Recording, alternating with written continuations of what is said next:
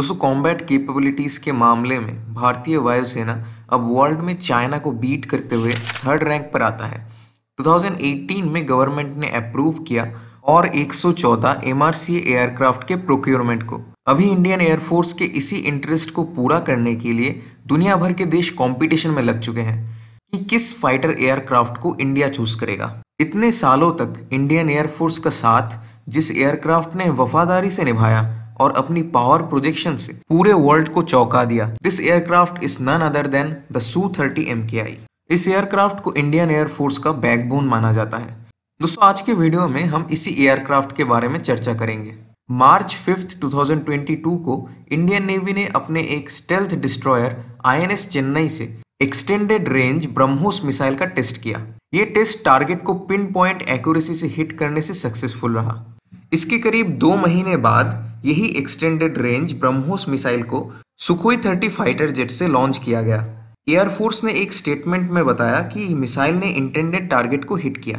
ये पहली बार था कि ब्रह्मोस को सुखोई 30 MKI से लॉन्च किया गया। दोस्तों हम इस फाइटर जेट को जनरली सुखोई के नाम से जानते हैं, लेकिन हम ब्रह्मोस की बात क्यों कर रहे हैं? वो इसलिए कि ब्रह्मोस ने सुखोई की ताकत को हायर लेवल तक बूस्ट किया है।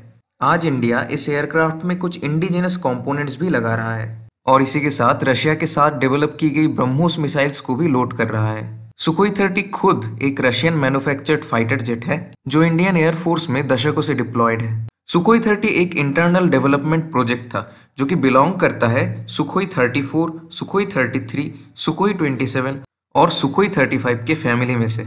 सुखोई के इसी नए मॉडल को लेकर रशिया ने इसके डिजाइन को अपग्रेड किया और ऑफिशियल अनाउंसमेंट किया इसका 1996 में। हम इस डेवलपमेंट के इतिहास को डिस्कस करने से पहले इस Su-30 MKI मॉडल को जान लेते हैं।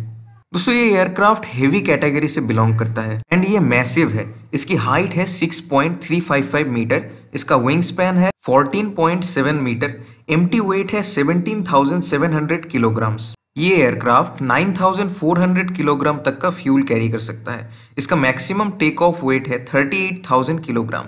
एक्सटर्नल मैक्सिमम पेलोड यानी मिसाइल्स, गन्स, पायलट्स इन सभी को लेके मैक्सिमम 8,000 किलोग्राम्स तक ये कैरी कर सकता है। 2 सैटर्न AL-37FP थ्रस्ट इंजन इस Su-30 MKI में लगे हैं, जिनसे ये एयरक्राफ्ट 142.2 किलो न्यूटन तक का थ्रस्ट जनरेट कर सकता है, जो इसकी मैक्सिमम स्पीड कर देता है Mach 2.35।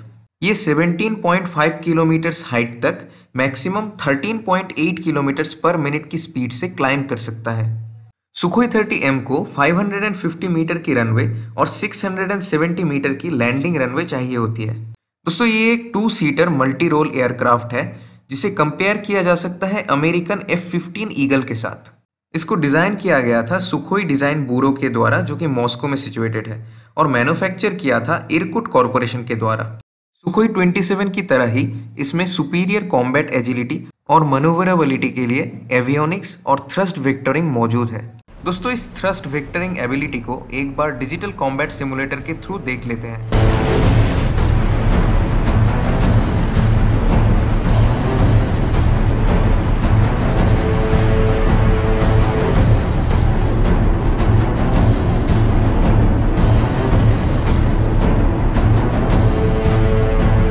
दोस्तों इस इंडियन वर्जन में रेमेंस्को डिजाइन ब्यूरो के द्वारा डेवलप्ड एवियोनिक्स सूट को फिट किया गया है। इस एयरक्राफ्ट के रियर कॉकपिट में मोनोक्राइमेटिक स्क्रीन डिस्प्ले है एयर टू सरफेस मिसाइल के गाइडेंस के लिए।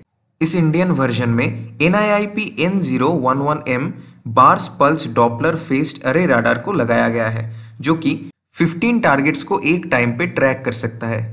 इसमें 30 mm GSH 301 कैनन है और 12 एक्सटर्नल हार्ड पॉइंट्स है, जहां पे 8,000 किलोग्राम तक की पेलोड कैरी करने की इसमें क्षमता है।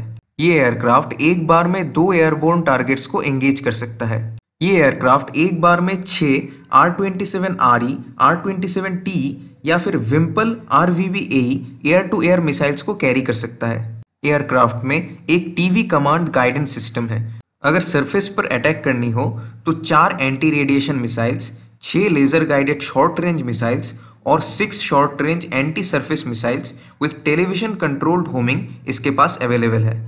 इसमें एंटी सरफेस शिप मिशंस के लिए रुद्रगा 3M80E Moskit supersonic anti ship missiles लगाए जा सकते हैं। और ब्रह्मोस भी सुखोई 30 MKI से सक्सेसफुली टेस्ट किया जा चुका है। ये टेस्ट बे ऑफ बंगाल में किया गया था, जहां पे मिसाइल ने एक सिंकिंग शिप को एक्यूरेटली हिट किया। दोस्तों ये एयरक्राफ्ट मॉडर्न वॉरफेयर के लिए अपग्रेडेड होता रहा है। इसमें बहुत बार मॉडिफिकेशंस किए गए हैं, जरूरत मुताबिक वेपन्स पैनल्स को लगाया और हटाया जा चुका है। मेक इन इंडिया इनिशिएटिव के तहत डेवलप्ड इंडिजिनस सिस्टम्स भी सुखोई 30 MKI को एक स्ट्रॉन्ग एज देते हैं। इसमें DRDO के द्वारा डेवलप्ड तरंग रडार वार्निंग सिस्टम भी फिटेड है। दोस्तों इंडियन एयरफोर्स ने 1996 में 40 सुखोई 30 का ऑर्डर दिया था। इसके बाद 1998 में इसको एक्सटेंड करके 10 मोर सुखोई 30 का ऑर्डर प्लेस किया।